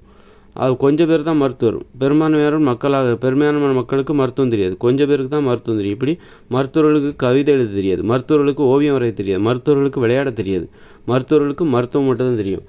அது மாதிரி விளையாடுறவங்களுக்கு விளையாட்டு மட்டும்தான் தெரியும், மருத்துவம் தெரியாது, கவிதை எழுத தெரியாது. இப்படி வெறும் ஒரு விஷயத்தை தெரிஞ்சுக்கிட்டு மற்ற எல்லா விஷயத்துலையும் இவங்க முட்டாள்களாக இருந்து அதன் மூலம் அறியாமை ஏற்படுத்தி மகிழ்ச்சியாக வாழ்வதற்கு தகுதியில்லாதவர்களாக ஏற்படுத்தி. ஏன்னா மகிழ்ச்சியாக வாழ்வதற்கு உனக்கு எல்லாமே தெரிஞ்சிருக்கணும். உனக்கு கவிதை எழுத தெரிஞ்சிருக்கணும், ஓவியம் வரைய தெரிஞ்சிருக்கணும், விளையாட தெரிஞ்சிருக்கணும், மருத்துவம் தெரிஞ்சிருக்கணும், இப்படி கதை சொல்ல தெரிஞ்சிருக்கணும், குடும்பம் நடத்த தெரிஞ்சிருக்கணும், காதலிக்க தெரிஞ்சிருக்கணும். இப்படி எல்லாமே ஒரு ஒருவராக இருந்தால் மட்டும்தான் உன்னால் மகிழ்ச்சியாக வாழ முடியும். வெறும் ஒரு விஷயத்தை, எனக்கு மருத்துவம் நிறைய தெரியும், அதை வச்சுக்கிட்டு நீ மகிழ்ச்சியாலாம் வாழ முடியாது. எனக்கு நான் இன்றைக்கி ஃபுல்லாக நான் டான்ஸ் ஆடுவேன், டான்ஸ் ஆடுறது தான் என்னுடைய தொழில் அப்படின்னா நீ மகிழ்ச்சியாக இருந்துருவியா? இருக்க மாட்டேன். உனக்கு இதை தவிர இன்னும் நிறைய விஷயங்கள்லாம் இருக்குது. உனக்கு மருத்துவம் தெரிஞ்சிருக்கணும், ஒன்றை நீயே பாதுகாத்துக்கணும். அதான் தற்சார்பு வாழ்க்கை முறை. உன்னுடைய அனைத்து தேவைகளையுமே உனக்கு பூர்த்தி செய்ய தெரிஞ்சிருக்கணும், பிறரை எதிர்பார்க்காமல். இன்றைக்கி நம்ம பிறரை எதிர்பார்த்துட்ருக்கோம். நம்முடைய அனைத்து தேவைகளுக்காகவும் பிறரை எதிர்பார்த்து வாழ்கிற ஒரு பிறர் சார்பு வாழ்க்கை முறை வாழ்ந்துட்டுருக்கோம். அப்போ நம்மளால் மகிழ்ச்சியாக வாழ முடியாது. நமக்கு முட்டாள்தனமும் மூட நம்பிக்கையும் தான் நிறைய ஏற்படும். அப்போ அந்த வகையில் அது ஏற்பட்டுச்சுனாலே உனக்கு வாழ தெரியாது. வாழ தெரியலனாலே அதுவே மனுஷங்களை அழிக்கிறதுக்கான ஒரு வழி தானே. மனுஷங்களை நேரடியாக அழிக்கிறது, கொலை செய்கிறது மட்டுமே அழிவு வேலை கிடையாது. மனுஷங்களை மகிழ்ச்சியாக வாழ விடாமல் செய்வதும் மனுஷங்களை அழிக்கிற ஒரு வழி தான். அதுக்காக தான் அப்போ நான் ஏன் இன்ஜினியர் ஆகணும், நான் ஏன் டாக்டர், ஒவ்வொருத்தரும் இன்ஜினியர் ஆகணும், டாக்டர் ஆகணும் ஏன் துடிக்கிறாங்கன்னா மனுஷங்களை அழிக்கணும், அடிமைப்படுத்தணும் அப்படிங்கிறக்காக தான். மனுஷங்களை நிம்மதியாக வாழக்கூடாது, சந்தோஷமாக வாழக்கூடாது. மனுஷங்க மேலே ஒரு பழி உணர்ச்சி. அப்போ அந்த பழி உணர்ச்சி, மனுஷங்களை அழிக்கணும் அப்படிங்கிற அந்த எண்ணத்துக்கு எங்கேருந்து உருவாகுது அந்த எண்ணம் அப்படின்னா அந்த உணவுலேருந்து தான் உருவாகுது. இந்த உணவை சாப்பிட்டிங்கன்னா சண்டை போட தான் தோணும். ஏன்னா பயங்கர வலிமை ஏற்படும். அந்த வலிமையால் இந்த நாடி நரம்புகளால் தாங்கிக்க முடியாது, வன்முறை உணர்ச்சி ஏற்படும். எதிர்காலத்தில் நோய் வரும், உடனேவே நோய் வரும். கொஞ்சம் கொஞ்சமாக அது வளர்ந்து எதிர்காலத்தில் பெரிய நோயாக அது நமக்கு வெளியே தெரியும். ஆனால் நோய் என்பது சின்ன வயசுலேயே ஆரம்பிச்சிருது. எப்போ இந்த உணவில் சாப்பிட்டிங்களோ அன்றைக்கே ஆரம்பிச்சிருது. அப்போ நோய் பிற்காலத்தில் அழிய போகிற இந்த உடம்பு அழிய போகுது அப்படிங்கிறது உங்களுக்கு தெரியும் போது நாம் மட்டும் அழியணுமா, மற்றவங்களும் அழியட்டும் அப்படின்னு நீங்கள் நினைப்பீங்க. இப்படி ஒவ்வொருத்தருமே நினைக்கிறாங்க. எல்லாருமே இந்த உணவை தான் சாப்பிட்றாங்க. உடம்பை அழிக்கிற அந்த உணவுகளை தான் சாப்பிட்றாங்க. சண்டை போடணும்னு நினைக்க வைக்கிற அந்த உணவுகளை தான் சாப்பிட்றாங்க. அதனால் எல்லாருமே பிறரோட சண்டை போடணும்னு நினைக்கிறாங்க, பிறரை அழிக்கணும்னு நினைக்கிறாங்க. அவங்க உடம்பும் அழிவு நோக்கி தான் போகுது அப்படிங்கிறது அவங்களுக்கும் தெரியுது. இப்படி தான் இந்த உணவு நமக்கு ஏற்படுத்துகிற உளவியல் மாற்றங்கள், மனப்பான்மை என்னங்கிறத குறித்து நம்ம தெளிவாக தெரிஞ்சுக்கணும். மனித உணவுகளை சாப்பிட்டா தான் நமக்கு பிறரை நேசிக்கிற உணவு அந்த மனப்பான்மை ஏற்படும் என்பதையும் நம்ம தெரிஞ்சுக்கணும். அப்போது இதில் இன்னொரு விஷயம் என்னென்னாக்கா, நீங்கள் இந்த தானிய உணவு, மாமிசம், மீன், முட்டை, பால் உணவு, தயிர், மோர், வெண்ணெய், நெய், உப்பு கலந்து சமைக்கப்பட்ட உணவு இதெல்லாம் சாப்பிட்டா சண்டை போடணுங்கிற எண்ணம் தான் தோணுன்னு நான் சொல்கிறேன். அப்போ நீங்கள் தொழிலில் போய் இப்போ எல்லாருமே நான் விஞ்ஞானியாக போகிறேன் அப்படின்னா விஞ்ஞானம் அங்கே போய் நான் சண்டை போட போகிறேன் அப்படிங்கிறது. அதான் வந்து இப்போ சில குடும்பத்திலே சண்டை போடுவாங்க, புருஷன் முண்டாட்டி சண்டை போடுவாங்க. அவங்களால தொழிலில் சாதிக்க முடியாது.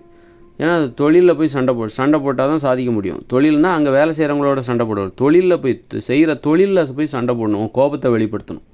நீ செய்கிற தொழிலில் உன் கோபத்தை வெளிப்படுத்து. அதை விட்டுட்டு நீ குடும்பத்தில் உன் பொண்டாட்டிக்கிட்ட உன் புருஷன்கிட்ட நீ கோபத்தை வெளிப்படுத்தினா உன்னால் வெளியில் சாதிக்க முடியாது.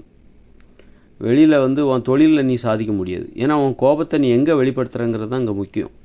உன் கோபத்தை நீ உன் பொண்டாட்டிகிட்டே உன் புருஷன்கிட்டே வெளிப்படுத்தி தினம் தினம் சண்டை போட்டால் உன்னால் உன் தொழிலில் போய் உன் கோபத்தை வெளிப்படுத்த முடியாது. உன் கோபம் ஃபுல்லாக வீட்டிலே தீர்ந்து போயிடும். அதனால் நீ தொழிலில் உன் சாதிக்கணும் அப்படின்னா, ஏன்னா தொழிலில் நீ சாதித்தா தான் உனக்கு சம்பாதிக்க முடியும். இந்த இயந்திர அறிவியல் உலகில் நீ பிழைக்க முடியும். அப்போது உன் கோபங்கிறது உனக்கு ஒரு கோபம் டெய்லி ஒரு கோபம் உனக்கு உருவாகும். அந்த கோபத்தை நீ எங்கே வெளிப்படுத்த போகிற? வீட்லேயே உன் பொண்டாட்டிக்கிட்டேயோ உன் புருஷன்கிட்டயோ உன் பிள்ளைகிட்டேயோ வெளிப்படுத்தி அதை வீணடிச்சிட போறியா? இல்லை அந்த கோபத்தை நீ பத்திரமா பாதுகாத்து உன் தொழிலில் வெளிப்படுத்த போறியா? அந்த கோபத்தை வந்து நீ எங்கே வெளிப்படுத்தணும்னா உன் தொழிலில் வெளிப்படுத்தணும். தொழிலில் வெளிப்படுத்தி உன் தொழிலோட சண்டை போடணும். சண்டை போட்டு அங்கே வெளிப்படுத்தணும். உன் வீட்டில் வந்து நீ அமைதியாக இருக்கணும். வீட்டில் சண்டை போட்டால் நீ தொழிலில் ஒன்றும் சாதிச்சுக்கிட மாட்ட. நீ தொழிலில் வந்து போய் உன் கோபத்தை வெளிப்படுத்தினா வீட்டில் வந்து நீ அமைதியாக தான் இருப்ப. வீட்டில் வந்து நீ ரொம்ப உற்சாகமாகலாம் இருக்க மாட்ட. இது இந்த இயந்திர அறிவியல் உலக நடைமுறை. ஏன்னா உன் கோபத்தை நீ வந்து தொழிலில் காமிச்சிட்டா வீட்டுக்கு வந்தோடனே நீ அமைதியாக இருப்ப. யார்கிட்டையும் போய் உன் கோபத்தை வீட்டில் உள்ளவங்ககிட்ட உன் கோபத்தை அதிகமாக காட்ட மாட்டேன். அதனால் வீட்டில் வந்து நம்ம ரொம்ப வாழ்க்கையை ஜாலியாக வாழணும் அப்படின்னு யாருமே நினைக்கிறதில்ல. காரணம் என்னென்னா அவங்க கோபத்தை எல்லாத்தையும் தொழிலில் காமிக்கிறாங்க. அவங்க வீட்டில் வந்து எதையும் காட்டுறதில்ல. எல்லா கோபமும் தொழிலில் காமிச்சிடுறாங்க. தொழிலில் தான் காமிக்கணும், வேறு வழி இல்லை, பணத்தை சம்பாதிக்கணுமே. அதுவே நீங்கள் வீட்டில் பார்த்தீங்கன்னா புருஷன் முன்னாடி சண்டை போடுவாங்க, வீட்டில் பிள்ளைகளோட சண்டை போடுவாங்க. அவங்க கோபம் எல்லாமே இந்த வீட்டிலேயே செலவழிஞ்சு போயிடும். அப்போ தொழில் செய்ய போகும்போது அந்த தொழில் செய்கிற ஆர்வமே வராது. ஏன்னா அவங்க கோபம் எல்லாம் வீட்டிலேயே செலவழிஞ்சு போச்சு. அப்போ நீ அந்த கோபத்தை பாதுகாத்துக்கணும் அப்படின்னா என்ன பண்ணணும்? வீட்டில் அமைதியாக இருக்கணும். இப்போ இந்த உலக வழக்கம் என்னென்னா தொழிலில் தனது கோபத்தை வெளிப்படுத்தி திறமையை வெளிப்படுத்தி நான் யாருன்னு நிரூபித்து அதன் மூலம் நிறைய பணம் சம்பாதிச்சு வாழ்கிறது தான் இப்பொழுதே இந்த உலக வாழ்க்கை முறையாக இருக்கிறது. அப்படி இருக்கும்போது நம்ம அந்த கோபத்தை என்ன பண்ணணும் அப்படின்னா, நான் இப்போ வந்து கோபங்கிறது என்ன, நம்ம செய்கிற தொழிலுங்கிறது நமது கோபத்தை வெளிப்படுத்துவதற்கான ஒரு வழிமுறை. அப்படி இருக்கும்போது நம்ம கோபத்தை வீணடிச்சிடக்கூடாது. வீட்டிலே வந்து சண்டை போட்டு வீணடிச்சிடக்கூடாது. அந்த கோபத்தை பத்திரமா பாதுகாத்து வீட்டில் நம்ம என்ன பண்ணணும்? அமைதியாக தான் இருக்கணும். ரொம்ப வீட்டில் வந்து ஒரு மகிழ்ச்சியாக வாழ்கிறேன், உட்காந்து கலந்துரையாடி ரொம்ப பேசி சிரித்து சண்டை போட்டு ஜாலியாக இருக்க போகிறேன் அப்படின்னா உன் கோபம் இங்கே தீர்ந்துடும். உன்னால் ஒரு தொழிலில் சாதிக்க முடியாது. உன் கோபத்தை நீ என்ன பண்ணணும்? வீட்டில் அமைதியாக இருக்கணும். சும்மா பெருசாலாம் ரொம்ப பேசிக்கூடாது. என்னன்னா என்ன அப்படி பேசிவிட்டு உன் கோபத்தை உன் தொழிலில் காமி. அப்போ தான் உன் தொழிலில் உன் திறமையை வெளிப்படுத்த முடியும். வேறு அங்கே போய் நல்லா கொஞ்சம் பணம் சம்பாதிக்க முடியும், நல்லபடியாக வாழ முடியும். அப்போது நீ வீட்டிலே பார்த்தீங்கன்னா வீட்டிலே வந்து சண்டை போடுறவங்க, வீட்டில் நிறைய பிரச்சனைகளை வச்சுருக்கவங்க தொழிலில் ஒன்றும் பண்ணிவிட மாட்டாங்க. வீடு அமைதியாக இருந்தால் தொழிலில் அவங்க சாதிப்பாங்க. வீடு எப்போவும் பிரச்சனைகளோடு இருந்துச்சுன்னா அவங்க தொழிலில் ஒன்றும் பண்ணிவிட மாட்டாங்க. அப்போ அதுக்கு என்ன காரணம்? வீட்டுக்குள்ளே நிறைய பிரச்சனைகளோடு இருக்காங்க, சண்டை சச்சரவோடு இருக்காங்கன்னா அவங்க கோபத்தை என்ன பண்ணுறாங்கன்னா குடும்பத்துக்குள்ளே காமிச்சிடுறாங்க. குடும்பத்தில் ஏகப்பட்ட பிரச்சனை, ஒரு பரபரப்பாக இருக்கும். ஆனால் தொழிலில் போனால் அவங்களுக்கு பெரிய திறமைகள் எதுவுமே இருக்காது.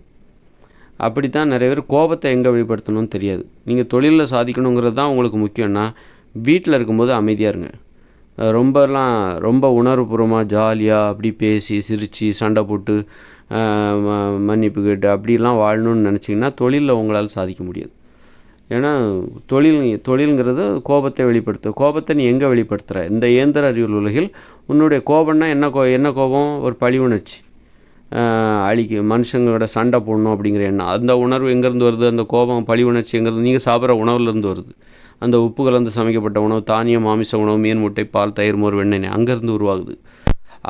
அப்போ அந்த உணர்வு சண்டை போடணும், அழிக்கணும், அடிமைப்படுத்தணும் அப்படிங்கிற அந்த உணர்வு தான் உன் தொழிலில் அதை நீ காமிச்சு நீ சம்பாதிக்கிற பணம் சம்பாதிக்கிற. அப்படி இருக்கும்போது நீ வந்து தொழிலில் சாதிக்கணும் அப்படின்னா அந்த கோபத்தை நீ சாப்பிட்ற சாப்பாட்டினால உன் உடம்புல உருவாகிற அந்த கோபம், அந்த பழி உணர்ச்சி, அதை உன் வீட்டில் காமிச்சிடாத. வீட்டில் காமிச்சின்னா வீடு சந்தோஷமாக இருக்காது, போர்க்களமாக மாறிடும். அதனால் வீட்டில் வந்து அந்த அந்த உணவை சாப்பிடுவதால் உனக்கு ஏற்படுகிற கோபத்தை வீட்டில் காமிச்சிடாத. வீட்டில் காமிச்சேன்னா வீடே போர்க்களமாக மாறிடும். ஆனால் உன்னால் தொழிலில் ஒன்றுத்தையும் சாதிக்க முடியாது. அதனால் வீட்டில் நீ அமைதியாக இருந்துரு. நீ இந்த தானிய உணவு, மாமிச உணவு, மீன், முட்டை, பால், தயிர், மோர், வெண்ணெய் உணவு, உப்பு கலந்து சமைக்கப்பட்ட உணவு இதெல்லாம் சாப்பிட்டா உனக்கு அழிக்கணுங்கிற எண்ணம் வரும், கோபம் வரும், பழி உணர்ச்சி வரும். அந்த பழி உணர்ச்சியை அப்படியே பாதுகாத்து உன் தொழிலில் திருப்பி விட்டுரு. தொழிலில் திருப்பி விட்டேன்னா உன் தொழிலில் வந்து நீ உன் திறமையை வளர்த்து நல்ல பணம் சம்பாதிக்க உன்னால் முடியும். அப்படி இல்லாமல் அந்த கோபத்தை நீ அப்படி இந்த தானிய உணவு இதெல்லாம் சாப்பிட்றதுனால உனக்கு உடம்புல ஏற்படுற அந்த கோபம் இருக்கலாம், மனுஷங்க மேலே உள்ள கோபம், பழி உணர்ச்சி, அதை அப்படியே எடுத்து போய் உன் குடும்பத்தில் விட்டான்னு வச்சுக்கோ, உன் குடும்பம் நாசமாக போயிடும். அதனால் இந்த இயந்திர அறிவியல் உலகம் இயங்குகிற வரைக்கும் குடும்பம் என்பது அமைதியாக இருக்க வேண்டும். தொழிலில் தான் நீ சண்டை போடணும். உன் சண்டையை, கோபத்தை எல்லாத்தையும் தொழிலில் காமிக்கணும். பல பேரை வேலை வாங்குறதுல நீ காமிக்கணும். உனக்கு கீழே வேலை வாங்குவவங்களாம் அவங்ககிட்ட போய் உன் கோபத்தை காமி. அதுக்காக அவங்கள போய் கெட்ட வார்த்தைலாம் போடக்கூடாது. அவங்கள வந்து வேலை வாங்கணும். அவங்க மேலே தயவுதாட்சினே பார்க்கக்கூடாது. பார்க்காம அதே நேரத்தில் அவங்களுக்கு ஊதியம் அதெல்லாம் அவங்க உரிமைகள்லாம் இருக்குது. அந்த உரிமைகளை கொடுக்கணும். 8 மணி நேரம் தான் வேலை பார்க்கணும், 6 மணி நேரம் வேலை பார்த்தா கூட நல்லது தான். அந்த மாதிரி அவங்களுக்கு நல்ல வேலை பார்க்குற இடத்துல அவங்களுடைய உரிமை. சப்போஸ் ஏதோ சின்னதாக உடம்பு சரியில்லைன்னா ரெஸ்ட் எடுங்கன்னு சொல்லுங்கள். நல்ல ஊதியம் கொடுக்கணும். இப்படியெல்லாம் கொடுத்து அவங்கள தயவுதாட்சியம் இல்லாமல் வேலை வாங்கணும். அந்த வேலை வாங்குறது தான் சண்டை போடுவது. ஒருத்தர் வேலை வாங்குறாருல, அதுதான் மனுஷங்க மேலே நீங்கள் இப்போ காட்டுற கோபம். சண்டை வாங்குறது, அவங்கள சண்டை போடுறதுக்கான வழிமுறை, மாற்று வழிமுறை, ஆக்கப்பூர்வமான வழிமுறை. பயந்து வேலை வாங்க. உங்களுக்கு கீழே உள்ளவங்கள நீங்கள் வேலை வாங்கினீங்கன்னா உங்களை பார்த்து பயந்து போய் அவங்க வேலை செய்வாங்க. அப்போ அதுதானே சண்டை. நீங்கள் வீழ்த்திட்டீங்க, உங்களை பார்த்து பயப்படுறாங்க. அதுமாதிரி உங்களுக்கு மேலே உள்ளவங்கள பார்த்து நீங்கள் போய்விடுவீங்க. அப்போ இதெல்லாமே சரிசமமாக போயிடும், சமத்துவமாகிடுன்னு வச்சுக்கோங்க. இப்படி தான் வந்து உங்கள் கோபத்தை நீங்கள் எங்கே வெளிப்படுத்துகிறீங்க? இந்த உணவுகளை சாப்பிட்டா உங்களுக்கு ஒரு கோபம் வரும், பழி உணர்ச்சி வரும். ஒரு மனுஷங்களை அடிமைப்படுத்தணும், அழிக்கணும், மனுஷங்களோட சண்டை போடணும், சண்டை போட்டு வீழ்த்தணும், அவங்கள அடிமைப்படுத்தணும், வேலை வாங்கணும் அப்படிங்கிற கோபம் வருதுல. அந்த கோபத்தை நீங்கள் எங்கே காட்டுறீங்க? குடும்பத்தில் காட்ட போகிறீங்களா? தொழிலில் காட்ட போகிறீங்களா? ஏதாவது ஒரு இடத்துல தான் காட்ட முடியும். தொழிலில் காட்டினீங்கன்னா வீட்டுக்கு வந்தால் அமைதியாக இருக்கணும். வீட்டில் காட்டுறதா இருந்தால் உங்களால் தொழிலில் ஒன்றும் செஞ்சுக்கிட முடியாது, பெருசாக சாதிக்கவே முடியாது, உங்களால் நிறைய பணம் சம்பாதிக்க முடியாது. அப்புறம் வந்து எளிமையாக தான் வாழ்வீங்க. பார்த்தீங்கன்னா எளிமையாக வாழ்கிறாங்க பாருங்கள், ஏழ்மையாக வாழ்கிறாங்க பாருங்கள், அவங்க எல்லாருடைய வீடுங்கிறது அவங்களுக்கு ஒரு போர்க்களமாக இருக்கும். எளிமையாக சர்வசாதாரணமாக வாழ்கிறாங்க பார்த்தீங்களா, அவங்க வீடை பார்த்திங்கன்னா போர்க்களமாக இருக்கும். வீட்டுக்குள்ளே ஏகப்பட்ட பிரச்சனை, புருஷன் பொண்டாட்டி சண்டை போடுவாங்க, பிள்ளைகளோட சண்டை போடுவாங்க, ஒரு அமைதியாகவே இருக்க மாட்டாங்க. அவங்க சண்டை சச்சரவலாக தான் இருக்கும். வீட்டுக்கு வீடு சண்டை, தெருவுக்கு தெரு சண்டை, வீட்டுக்குள்ளேயே சண்டை, சாதிக்கு சாதி சண்டை. காரணம் என்னென்னா, இந்த உணவுகளை சாப்பிட்டாலே இவங்களுக்கு ஒரு உணவுகளை சாப்பிட்டதால், இந்த தானிய உணவு, மாமிசம், மீன், முட்டை உணவு, தயிர், மோர், வெண்ணெய், நெய், உப்பு கலந்து சமைக்கப்பட்ட அந்த உணவுகளை சாப்பிட்டதுனால இவங்களுக்கு ஏற்படுகிற அந்த பழி உணர்ச்சி, கோபம், இது எல்லாத்தையும் இவங்க என்ன பண்ணுறாங்க, தொழிலில் காமிக்கிறதுக்கு பதிலாக போய் வீட்டுக்குள்ளே காமிச்சிடுறாங்க, உறவினர்களுக்குள்ளே காமிச்சிடறாங்க, குடும்பத்தினருக்குள்ளே காமிச்சிடறாங்க. அதனால குடும்பம் என்பது இவர்களுக்கு ஒரு போர்க்களமாக இருக்கும். அதனால தான் இவங்க வந்து எப்போவுமே ஏழ்மையிலே இருப்பாங்க. ஏழ்மையில் இருக்கிறவங்க வீடு எப்போவுமே போர்க்களமாக இருக்கும், குடும்பம் என்பது போர்க்களமாக இருப்பாங்க. அதுமாதிரி இந்த பணக்காரங்களோட வீடு பாருங்கள், அமைதியாக இருக்கும். ரொம்ப அதாவது அவங்க வேலையை பார்ப்பாங்க. பணக்காரங்க இந்த முன்னேறவங்களோட வீடை பார்த்திங்கன்னா அவங்க இந்த குடும்பம் பெருசாக பேசிக்க மாட்டாங்க, அமைதியாக இருப்பாங்க. தேவைன்னா மட்டும் லைட்டாக 2 வார்த்தை பேசிவிட்டு அவங்க வேலையை பார்ப்பாங்க. குடும்பங்கிறது அமைதியாக இருக்கும். ஆனால் அவங்க தொழிலில் திறமையை காட்டுவாங்க. தொழிலில் திறமையை காட்டி நல்லா பணம் சம்பாதிச்சு அவங்க தேவைகளை பூர்த்தி பண்ணிப்பாங்க. ஆனால் இந்த ஏழ்மையில் இருக்கிறவங்க கோபத்தை எங்கே காட்டுவாங்கன்னா குடும்ப உறவுகளிடம் காட்டுவாங்க. ஏதாவது ஒரு இடத்துல தான் நீ காட்டணும். ஏன்னா இந்த உணவில் சாப்பிட்டதுனால உனக்கு ஏற்படுற கோபம் இருக்குது பாரு, பழி உணர்ச்சி, இது வந்து என்னென்னா சண்டை போடுறதுக்கான கோபம், இது நேசிப்பதற்கான கோபம் கிடையாது. இந்த உணவில் சாப்பிட்டிங்கன்னா, அந்த தானிய உணவு, மாமிசம், மீன், முட்டை, பால் உணவு, உப்புகள் வந்து சமைக்கப்பட்ட உணவு, இதை சாப்பிட்டிங்கன்னா உங்களுக்கு ஏற்படுகிற கோபம் என்பது அழிக்கணும் அப்படிங்கிற கோபம், அடிமைப்படுத்தணும் அப்படிங்கிற கோபம், பழி வாங்கணும் அப்படிங்கிற கோபம், வீழ்த்தணும் அப்படிங்கிற ஒரு கோபம். அந்த கோபத்தை போயிட்டு நீ குடும்பத்தில் காமிச்சா குடும்பத்தில் உள்ளவங்களே வீழ்த்த ஆரம்பிச்சிருவ. குடும்பத்தில் உள்ளவங்களே நீ அடிமைப்படுத்தணும் அப்படின்னு தொடங்கிடுவ. நீ அந்த கோபத்தை வந்து வீட்டிலலாம் காமிச்சா குடும்பம் நாசமாக போயிடும். அதனால் இந்த இயந்திர அறிவியல் உலகம் இருக்கிற வரைக்கும் நம்ம இந்த உணவுகளை சாப்பிட்டு தான் ஆகணும்.